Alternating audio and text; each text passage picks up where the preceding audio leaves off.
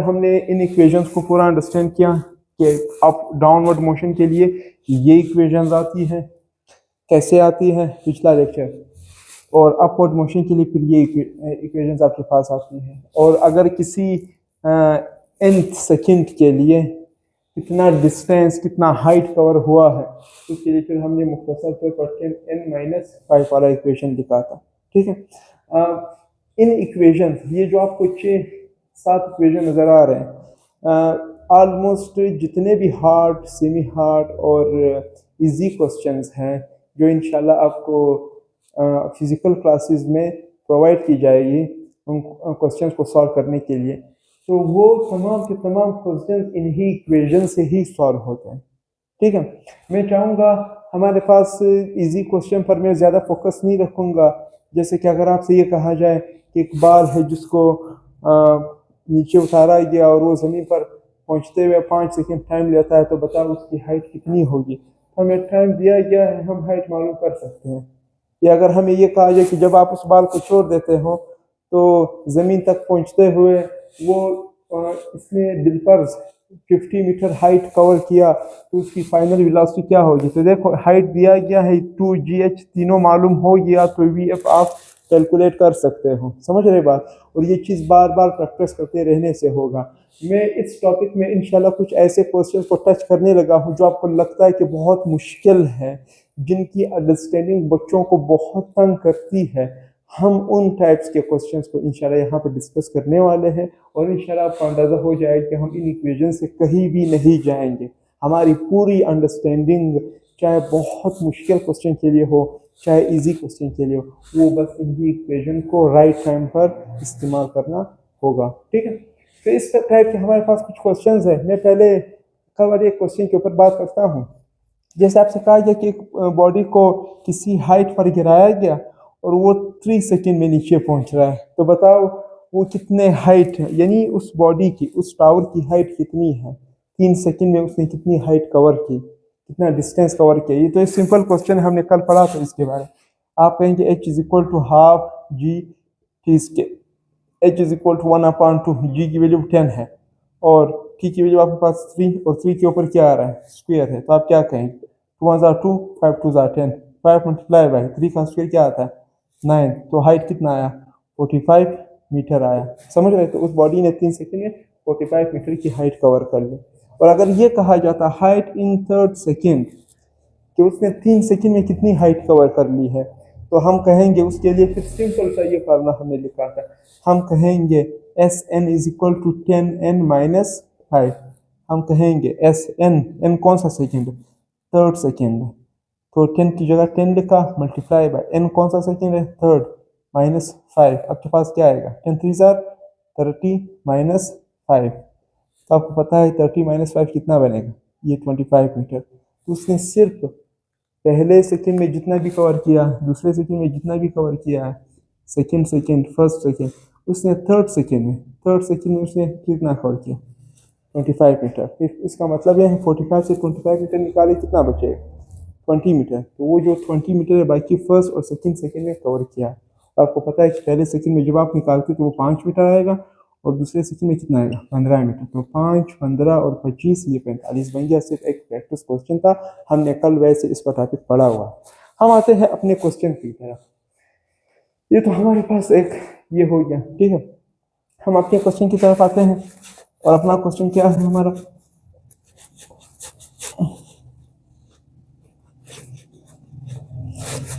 Question number 1 ये है। देखिए पहले इसकी स्टेटमेंट को अंडरस्टैंड करते हैं कि a ball is tossed vertically upward, यानी बाल को आपने क्या किया, ऊपर की तरफ एक बाल को आपने उछाला, ऐसे बाल को आपने ऊपर की तरफ उछाला, with a velocity of 19.6 metre per second. किस वेलोसिटी के साथ, यानी इनिशियल वेलोसिटी कितनी दी आपने उसको उछालने के लिए, 19.6 मीटर पर सेकेंड। अप्रोक्सीमेटली, तकरीबन, how high it will rise, ये बाल कितना ऊपर चला जाएगा, इस बाल की हाइट कितनी होगी। समझ रहे बात। तो जाहिर सी बात है, अब मुझे यहाँ डिसाइड करना है कि ये वाली इक्वेशन यूज होगी कि ये वाली। तो मुझे ये कहा गया, a ball is tossed vertically upward, यानी ऊपर की तरफ उछाला गया, तो इट मीन्स ये वाली इक्वेशन यूज होगी और हमने क्या निकालना है, हाइट निकालना है। तो इसमें देखिए कौन सा इक्वेशन यूज होगा, पहला तो यूज होगा नहीं क्योंकि उसमें हाइट नहीं है, समझ रहे हैं, हमें हाइट फाइंड आउट करें। पहले डेटा लिखे कि आपको क्या दिया गया है।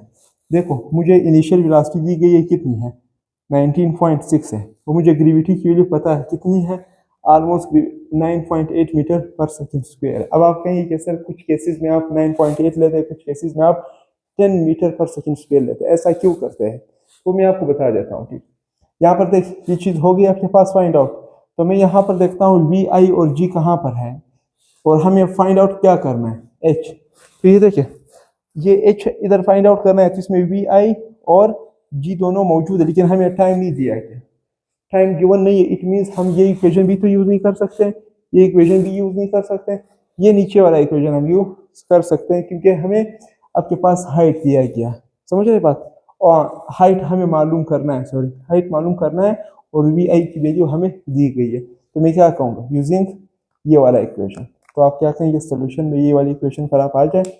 सोल्यूशन क्या है, 2GH is equal to we I square, मुझे h चाहिए ना, 2G मल्टीप्लाई है नीचे डिवाइड हो जाएगा, आपके पास क्या बने, v I square divided by 2G is equal to क्या h, या h is equal to we i, initial velocity कितनी, height is equal to we i, initial velocity कितनी है, इनिशियल वेलोसिटी आपके पास 19.6 है, 19.6 ऑलमोस्ट किसके इक्वल है, 20, तो 20 के ऊपर क्या आया, स्क्वायर आया, 2 मल्टीप्लाई बाई जी की वैल्यू कितनी है 9.8, मैं अप्रोक्सीमेट करके कंसीडर करूंगा कितनी 10, मेरे लिए काम आसान हो जाएगा। ठीक है, तो 20 का स्क्वायर क्या आएगा 400 डिवाइडेड बाई 2 मल्टीप्लाई बाई 10 क्या बनेगा, 2 मल्टीप्लाई बाई 10 इज 20। तो मैं क्या करूँगा, इनको काट देता हूँ, अब क्या करें, 0 0 से कैंसिल हुआ, 2 1 are 2 और 22 are, ऑलमोस्ट मेरी जो हाइट की वैल्यू है वो 20 मीटर है, ऑलमोस्ट कितनी है 20 मीटर। ठीक है, वैसे तो 19.6 होगी, समझ रहे बात, लेकिन इधर मुझे अप्रोक्सीमेशन से काम चलाना है, तो कितने मीटर आ गए, 20 मीटर आ गए। मुझे उम्मीद आपको इस तरह के न्यूमेरिकल्स तंग नहीं करेंगे, बस आपने सिर्फ राइट टाइम पे डेटा निकालना होता है कि क्या डेटा दिया गया है और फिर उनमें से कौन से इक्वेशन का इस्तेमाल होना होता है। ठीक है, अब आते हैं हमारे पास इस न्यूमेरिकल की तरफ। ये बड़ा खूबसूरत सा क्वेश्चन है आपके पास, इस खूबसूरत से क्वेश्चन पर आप ज़रा फोकस रखें। मैं चाहूँगा कि इस क्वेश्चन की एक्सप्लेनेशन इधर हो जाए। ठीक है, तो हम यहाँ पर क्या करते हैं, इसको मैं ऐसे निकाल देता हूँ ताकि मैं इसकी पूरी एक्सप्लेनेशन आपको दे सकूँ।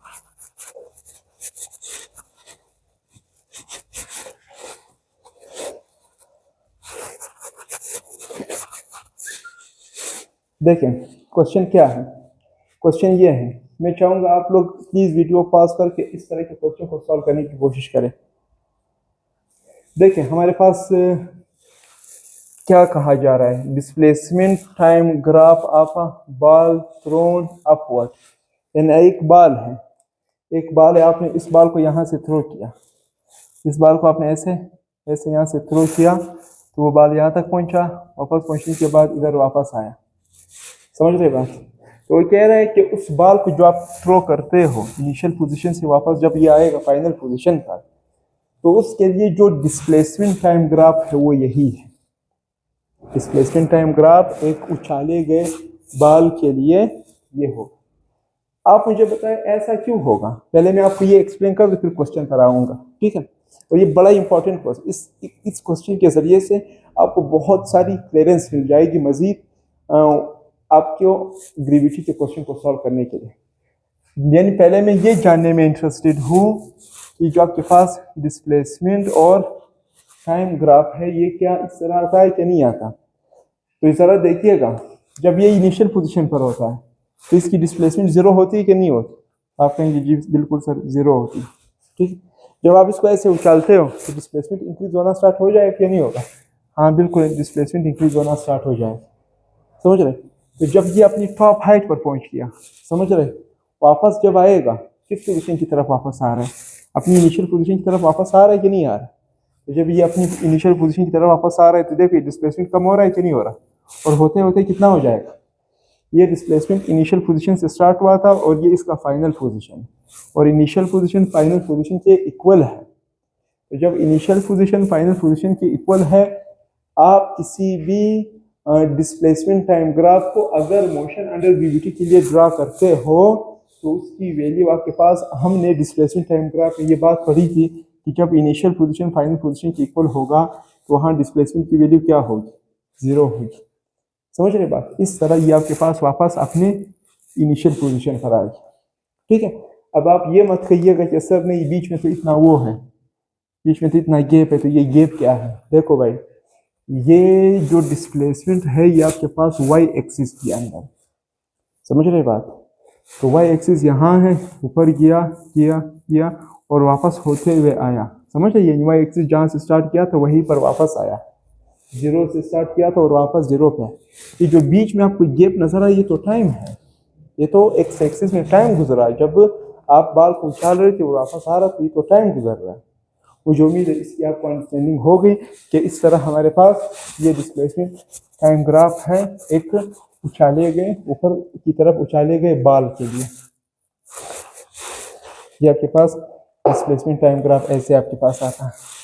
वो कह रहे हैं कि डिस्प्लेसमेंट टाइम ग्राफ तो इसी तरह मिलेगा हमें, लेकिन बताइए इन ग्राफ्स में से कौन सा ऐसा ग्राफ है जो वेलोसिटी टाइम ग्राफ को इस मोशन के लिए शो कर रहा है? जाहिर सी बात है डिस्प्लेसमेंट में चेंज आ रहा है ना, सफर के दौरान तो वेलोसिटी भी तो पैदा होगी, और वेलोसिटी का मतलब था चेंज इन डिस्प्लेसमेंट। तो आप मुझे बताइएगा इन चारों में से कौन सा ऐसा ग्राफ है जो आपको इस डिस्प्लेसमेंट टाइम ग्राफ के लिए वेलोसिटी टाइम ग्राफ भी बता देता है? आप प्लीज इस पर सोचें। मैं हर एक ग्राफ को अलग अलग एक्सप्लेन करूंगा कि भाई अगर हमारे पास कोई ऑप्शन सही है तो ऑप्शन सही क्यों है, पिछला ऑप्शन सही क्यों नहीं है। ठीक है, पहले इसको एक्सप्लेन करता हूँ। ए वाले ऑप्शन को आप जरा देखिए, क्या ए वाला ऑप्शन सही हो सकता है कि नहीं हो सकता? देखो ए वाले ऑप्शन में आपके पास इस तरह ये वेलोसिटी दी गई है, ये आपके पास टाइम है, तो ये देखो ये आपके पास ऐसा, यानी आप कह रहे हो कि ये वेलोसिटी कहाँ से स्टार्ट हुई, इधर से, यहाँ से गई हुई वापस इधर ही आ गई ना। तो आप कहेंगे कि सर वेलोसिटी कितनी है, वेलोसिटी इनिशियल वेलोसिटी कितनी है, 0। ये तो गलत बात, अगर हमने शुरू में वेलोसिटी 0 दी है तो फिर ये ऊपर कैसे उछला? इट मीन्स ये इसकी इनिशियल वेलोसिटी 0 हो ही नहीं सकती। इनिशियल वेलोसिटी कुछ 80 90 कुछ और होगी, यानी 0 नहीं होगी अपवर्ड मोशन के लिए। देखो इनिशियल वेलोसिटी 0 नहीं हो सकता, वो तो फाइनल 0 होती जब टॉप हाइट पे ये पहुंचे था। समझ रहे बात? इसका मतलब है हमें कम से कम इस पॉइंट से अंदाजा हुआ कि ये ग्राफ आपके पास डिस्प्लेस वेलोसिटी टाइम के लिए नहीं होगा। फिर आते हैं दूसरे ग्राफ को एक्सप्लेन कर, ये वाला ग्राफ। ये वाला ग्राफ क्या कह रहा है? ये वाला ग्राफ आपके पास ये कह रहा है, देखिए ये वाला ग्राफ ये कह रहा है कि वेलोसिटी इधर है और डिस्प्लेसमेंट इधर है। ये ग्राफ कुछ इस तरह एक्सप्लेन हो रहा है। मैं बताना चाहूँगा कि ये ग्राफ क्या कह रहा है। ये ग्राफ कह रहा है कि भाई इधर वेलोसिटी 0 है, 10 है, 20 है, समझ लो 30 है। ठीक है, तो आपने इनिशियल वेलोसिटी कितनी दी? 30। हो सकता है हमने 30 दी हो, सही बात है। तो जैसे जैसे ये ऊपर जा रहा, जैसे जैसे ये ऊपर जा रहा, तो आहिस्ता आहिस्ता इसकी वेलोसिटी कम हो रही कि नहीं हो रही? ऊपर जाते हुए इसकी वेलोसिटी 20 हो जाएगी, 10 हो जाएगी, फिर आकर के कितनी हो जाएगी? टाइम भी तो गुजर रहा होगा ना इस दौरान। तो इसकी यहाँ पर टॉप हाइट पे वेलोसिटी कितनी हो गई? टॉप हाइट पे इसकी फाइनल जो वेलोसिटी बनती है वो आपके पास 0 हो गई। यहाँ तक तो बिल्कुल खैर खैरत है, कोई मसला नहीं। मसला इधर आ रहा है, मसला इसके बाद ये आ रहा है कि आपके पास यहाँ पर देखो वापस ये ग्राफ यहाँ से होते हुए इधर ऐसे जा रहा है, ऐसे जा रहा है, समझ रहे बात? और अब ये ग्राफ ये शो कर रहा है कि भाई वेलोसिटी वापस नीचे आते हुए, यानी इधर से जाते हुए तो पॉजिटिव में थी, वापस नीचे आते हुए नेगेटिव में होगी क्योंकि वेलोसिटी का डायरेक्शन चेंज हो गया। बिल्कुल सही बात, पॉजिटिव में है और इधर नेगेटिव में होगी। लेकिन क्या ऐसा नेगेटिव होना बनता भी है कि नहीं बनता? मैं आपसे ये सवाल कर रहा हूँ।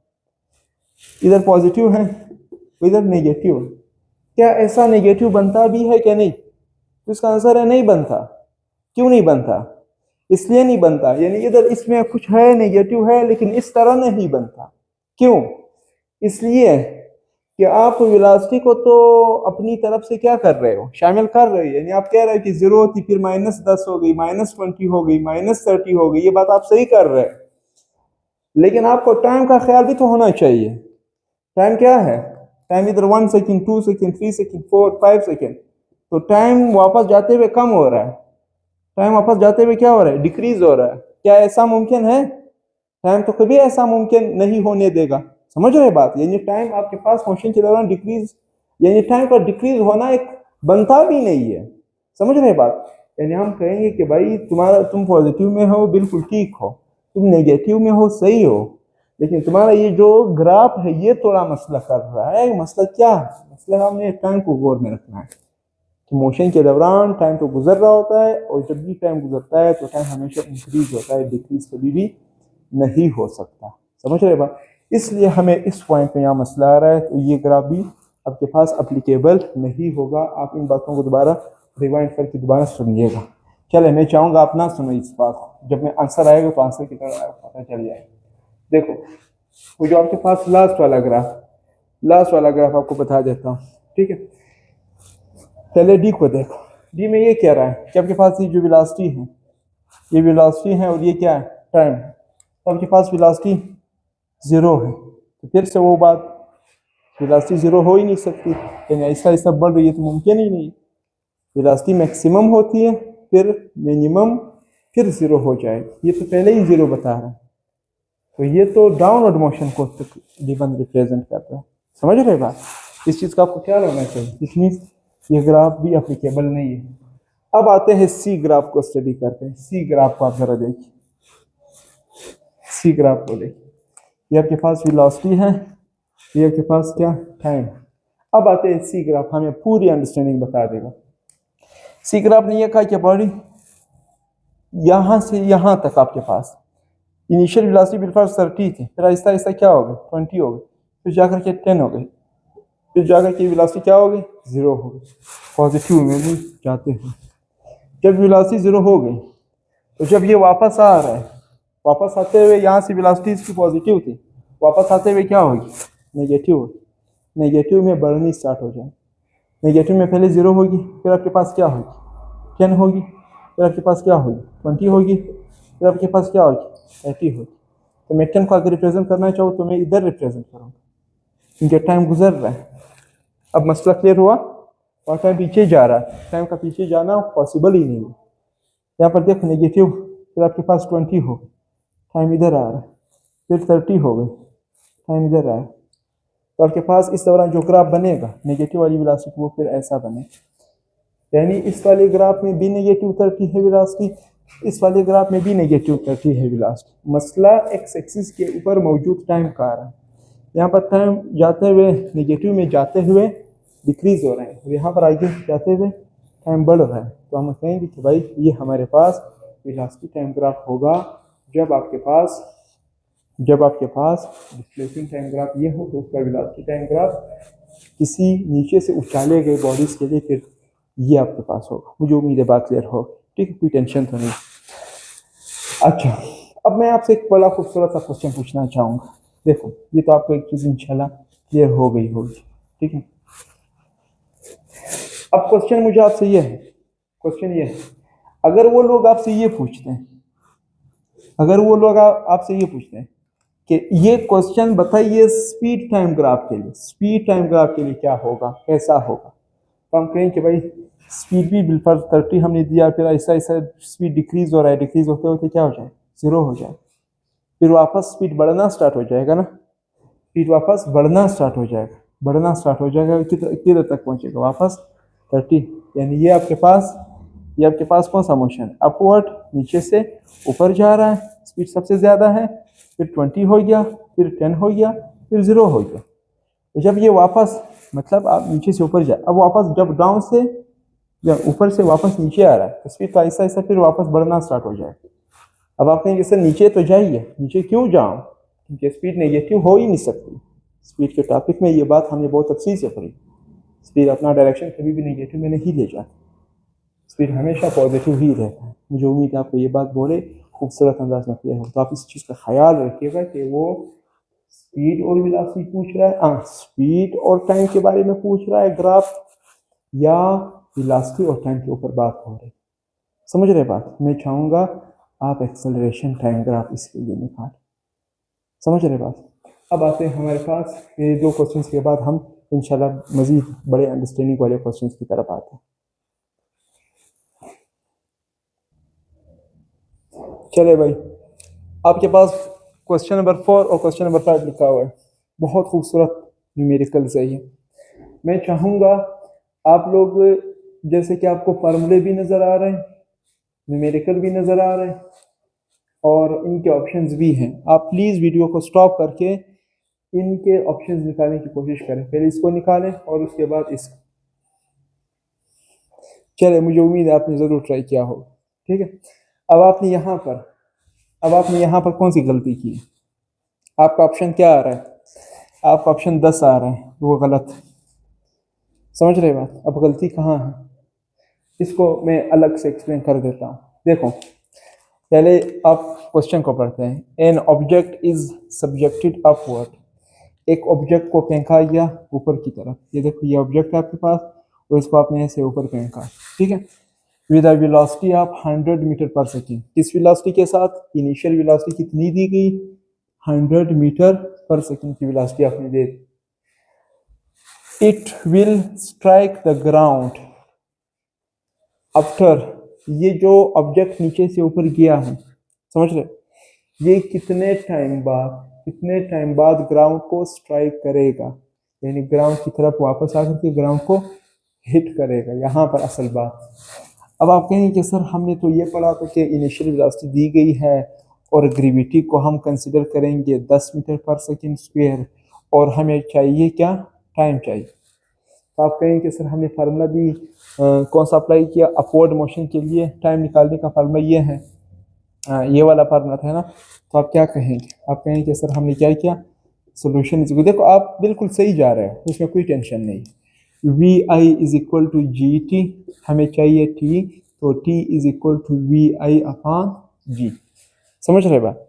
अब आप कहेंगे सर इनिशियल वेलोसिटी कितनी दी गई थी? 100, बिल्कुल सही है, समझ रहे। और जी की वैल्यू कितनी है? वो 10 है। आप कहेंगे सर बिल्कुल सेम आपने किया, टी 1 10 1 10 10 10 100, तो टाइम कितना लगा? 10 सेकेंड लगा। यहाँ तक बिल्कुल सही है, लेकिन ये कौन सा टाइम है? ये तो ये नोट करने वाली बात, ये वो टाइम है जो ऑब्जेक्ट यहाँ से लेकर के टॉप हाइट तक पहुंचा है। ये टाइम कितना है? 10 सेकेंड। समझ रहे हो? 10 सेकेंड तक। तो आपको पता है, ये क्वेश्चन ये नहीं कह रहा है कि टॉप हाइट तक पहुंचते हुए कितना टाइम लगा, ये क्वेश्चन कह रहा है कि it will strike the ground, यानी ये बाल वापस आएगा। ये वाला टाइम और वापस आने वाला टाइम भी शामिल कर दो। अब समझ आई बात? तो अगर 10 सेकंड में ये ऊपर गया है तो वापस 10 सेकंड में वापस नीचे भी आएगा। समझ रहे? जितना टाइम नीचे से ऊपर जाने में लगा है उतना ही टाइम ऊपर से नीचे वापस आने में भी लगा है। देखो, हम इस पूरे केस में ए रेजिस्टेंस को निगलेक्ट कर रहे हैं, ठीक है। तो आपके पास ये तो नीचे से ऊपर जाने वाला टाइम और ऊपर से नीचे आने वाला टाइम भी कितना होगा? 10 सेकेंड होगा। तो ये दोनों टाइम मिल करके कितना बनेगा? 20 सेकेंड आपके पास आएगा।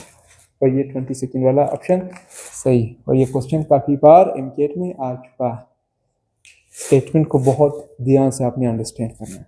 समझ रहे बात? अब मैं आता हूँ नेक्स्ट, इस क्वेश्चन नंबर 5 वाले न्यूमेरिकल की तरह। इसमें मैं क्या कहूँगा, इसमें आपके पास इसको बड़ा अच्छे तरीके से अंडरस्टैंड करना है। देखो, मैं फार्मूलों से कहीं भी नहीं हट रहा, बस मुझे अल्फाज तंग कर रहे हो। मुझे अल्फाज से नहीं होना चाहिए तंग, मुझे अल्फाज को समझने की कोशिश करनी चाहिए और वो बार बार प्रैक्टिस करते रहने से होगी। हर बार जब आप न्यू चीज़ों को प्रैक्टिस करेंगे तो आपके मज़ीद से मज़ीद कॉन्सेप्ट क्लियर होते चले जाएंगे। ये क्वेश्चन क्या कह रहा है? A body is released from height H. मैं पूरा एनिमेशन बना देता हूँ कि ये क्या कह रहा है कि ये एक हाइट एच है। यहाँ ऊपर से बॉडी को क्या किया गया? बॉडी को ऊपर से रिलीज किया गया, नीचे छोड़ दिया गया फ्रॉम हाइट एच। किस हाइट पर? एच हाइट पर। And reaches the ground in time T second, यानी ये बॉडी नीचे ग्राउंड तक पहुंचेगी टी सेकेंड। टी सेकेंड मतलब कितने सेकेंड? कुछ भी, 5 सेकेंड 10 सेकेंड, वो इंपॉर्टेंट नहीं है। इतना हाइट से इतने टाइम तक ये ग्राउंड पर पहुंच जाएगी, ठीक है। आगे क्या कह रहा है? Where will be the ball after t/2। यानी जब आपने बाल को रिलीज किया तो बाल को रिलीज करने से लेकर वो किस हाइट पर होगा, देखो सारे हाइट दिए गए हैं, किस हाइट पर होगा जब उसका टाइम कितना हो, t/2 हो। t/, किस हाइट पर है बात, क्या मतलब इस बात का मतलब ये, जरा गौर से सुनिए, जरा गौर से सुनिए। बिलफर्ज अगर मैं ये कहूं कि इस बाल को नीचे तक आने में 10 सेकेंड लगे, समझ रहे हैं, तो 10 सेकेंड का t/2 कितना बनेगा, 10 सेकेंड का हाफ, 10 सेकेंड का हाफ कितना है, 5 सेकेंड। तो ये कह रहा है कि जब आपने बाल को रिलीज किया तो 5 सेकेंड गुजरने के बाद ये किस हाइट पे होगा, यानी ये वाली जो हाइट है ये तो t सेकेंड के लिए था, जब t/2 टाइम होगा तो न्यू हाइट क्या होगी। जब मैं इसका पूरा सॉल्यूशन निकालूंगा तो आपको क्लियर हो जाए, ठीक है। पहले हम यहाँ पर एक बात क्लियर कर देते हैं। यहाँ पर क्या कहूँगा मैं कहूँगा कि यहाँ पर आपके पास हाइट कितनी आई, height is equal to, height की वैल्यू कितनी है, हाफ GT², यही यूज़ करूँगा ना, हाफ GT², समझ रहे बात। तो ये हाफ GT² कब आप इस्तेमाल करेंगे, जब हाइट h हो और टाइम क्या हो, t हो, समझ रहे बात। अब हमें फाइंड आउट करना है न्यू हाइट, यानी h' हाइट को हमें फाइंड करना है जब टाइम कितना होगा, जब टाइम, जो आपके पास टाइम है वो t/2 हो, टाइम हाफ होगा। तो मैं क्या करूँगा, मैं यहाँ से ऑप्शन को यूज़ करूँ। ऑप्शन में क्या कहूँगा, यही height is equal to half GT² का डैश, ये फार्मूला लिखूंगा ना। अब मैं क्या कहूँगा, क्योंकि ये न्यू हाइट है ना, और अब मैं कहूँगा कि h' is equal to half GT, क्या आ रहा है, t' की वैल्यू क्या है, t/2 है, तो इसके ऊपर क्या मौजूद, स्क्वायर।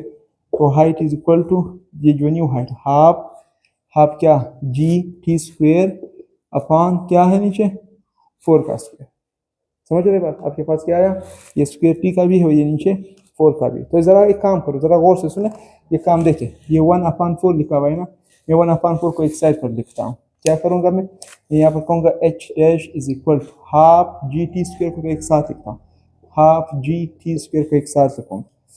ये जो 1/4 है इसको मैंने पीछे लिख दिया, क्यों, ऐसा क्यों किया, मैं कहूँगा height is equal to 1/4 GT², 1/4 GT² को हमने क्या नाम दिया, हाफ GT², क्या नाम दिया, ओरिजिनल हाइट h थी। यानी वो, इस बात को कैसे एक्सप्लेन करेंगे आप, यानी हाइट कितना आ गया, अब आप बोलो हाइट कितना आ गया। अब ये जो हाइट है ये कितनी आ गई, हाफ 4h, हाफ 4h का क्या मतलब, सॉरी 1/4h, 1/4h, जब टाइम कितना हो, कि हाफ हो। बिलफर्ज में फर्ज करता हूँ, जब टाइम 10 सेकेंड है ना, जब टाइम आपके पास 10 सेकेंड है, फर्ज कर ले, मैं फर्ज करता हूँ सिर्फ, तो बिलफर्ज आपके पास हाइट कितनी है, फर्ज करते हैं हाइट कितनी है, 100 मीटर, समझ रहे। जब टाइम t/2 हुआ, t/2 का मतलब है 5 सेकेंड जब टाइम हुआ, तो ये जो न्यू टाइम, न्यू हाइट जो बनेगी, ये जो न्यू हाइट आएगी, वो जो न्यू हाइट है वो कितनी आएगी, 1/4h, 1/4h, 1/4h का क्या मतलब, 1/4h का मतलब क्या था, टोटल हाइट 100 है ना, तो 100 को 4 पर डिवाइड करो, कितना आएगा, 25 मीटर। तो यानी जब आपने इसको रिलीज किया तो हाफ टाइम गुजरने तक इसने 25 मीटर का डिस्टेंस कवर किया। तो अब यहाँ पर देखो ऑप्शन कौन सा सही है, आप कहेंगे eight height h/4 total height का चौथाई हिस्सा फ्रॉम द ग्राउंड, कौन सा ऑप्शन सही, ये ऑप्शन। अगर आप समझ रहे कि सर ये वाला ऑप्शन सही है, ये बिल्कुल गलत है। ये तो वो हाइट जो इसने आते हुए देखी, हाइट/4, हमें तो बार बार में ऑप्शन कहा जा रहा है from the ground, from the ground, इधर का क्या कहा जा रहा है, फ्रॉम द ग्राउंड, ग्राउंड से कितना ऊपर है भाई, ये तो आप ऊपर से नीचे वाला हाइट नाप रहे हो, ग्राउंड से कितना ऊपर होगा। तो इसीलिए ये ऑप्शन आपके पास नजरों का धोखा था, समझ। एक तो आप इस मेरेकल को अंडरस्टैंड नहीं कर पा रहे थे, जब कर गए तो आपने समझा कि बी होगा। अब बी नहीं है बी, वो हमसे कह रहे हैं कि ग्राउंड से कितना ऊपर होगा, ग्राउंड से कितना ऊपर होगा, इसको बहुत सिंपल अंदाज में आप कहेंगे, लिखेंगे। अब क्या कहेंगे, आप देखो भाई, अंडरस्टैंड कर लो इस बात। आप कहेंगे कि ये जो पूरा हाइट इसका क्या नाम, h। समझ रहे बात। तो ये जो हाइट इसने कवर की हाफ टाइम के लिए, वो कितनी था हाइट, h/4। ये h का चौथाई हिस्सा। अगर h 100 था तो h का चौथाई कितना होगा, 25 होगा। तो ग्राउंड तो नीचे है ना, ये तो ग्राउंड है। तो ग्राउंड से यहाँ तक कितनी हाइट, समझ आई बात। ये वाली हाइट आपसे भी पूछी जा, कैसे निकालूंगा ये हाइट, बहुत इजी है। मैं पूरे हाइट से, देखो अंडरस्टैंड करो, ध्यान दीजिए। हाइट से मैं ये वाला हाइट क्या करूँगा, माइनस करूँगा। समझ रहे, हाइट से ये वाला हाइट क्या करूँगा, माइनस करूँगा। तो मेरे पास क्या बचे, ये वाला हाइट बचे। टोटल हाइट से ये वाला माइनस करूँगा तो ये वाला बच जाए। मैं क्या करने लगा, मैं यहाँ पर देखो, यहाँ पर क्या करता हूँ, यहाँ पर देखिए, इस लास्ट को इधर से अंडरस्टैंड करें। तो आपके पास टोटल हाइट h है, उसी में से आप 1/4 h माइनस करें। हाइट जब आप माइनस करेंगे ना तो 4 एलसीएम आएगा, 4 1 4, ये 4h बनेगा, -4 4 से कैंसल, ये 1h आएगा। तो 4h - 1h कितना बने, 4h - 1h कितना बने, 3h/4। तो ये जाहिर सी बात, अगर ये 25 मीटर था तो ये तो कितना बनेगा, 75 मीटर बनेगा ना। आप सॉल्व करके देख भी लो तो आपके पास 75 आएगा, लेकिन क्योंकि ऑप्शंस में आपको ढूंढना, तो 3h/4 आपके पास हाइट आ गई। 3h कितना था, 100 था, डिवाइडेड बाई 4 करो, आपके पास ये भी 75 आएगा। तो ग्राउंड से वो अभी कितना ऊपर, 75। इस तरह ऑप्शंस को बड़े गौर से आपने अंडरस्टैंड करने की कोशिश करनी है। जब तक आप ऑप्शन को अंडरस्टैंड करेंगे नहीं, तब तक आपको चीज़ें क्लियर होगी नहीं। तो मुझे उम्मीद है आपको इस टाइप तर्ज के न्यूमेरिकल्स क्लियर हो गए होंगे। मैं कोशिश करूँगा इस वीडियो के आखिर में आपको इस तरह के सॉल्व प्रैक्टिस के तौर पर कुछ ऐसे तंग करने वाले मजीद न्यूमेरिकल्स दे दूँ। जितनी बार बार आप प्रैक्टिस करते रहेंगे, उतनी बार आपके पास इनकी क्लियरेंस मजीद बेहतर से बेहतर होती चली जाएगी।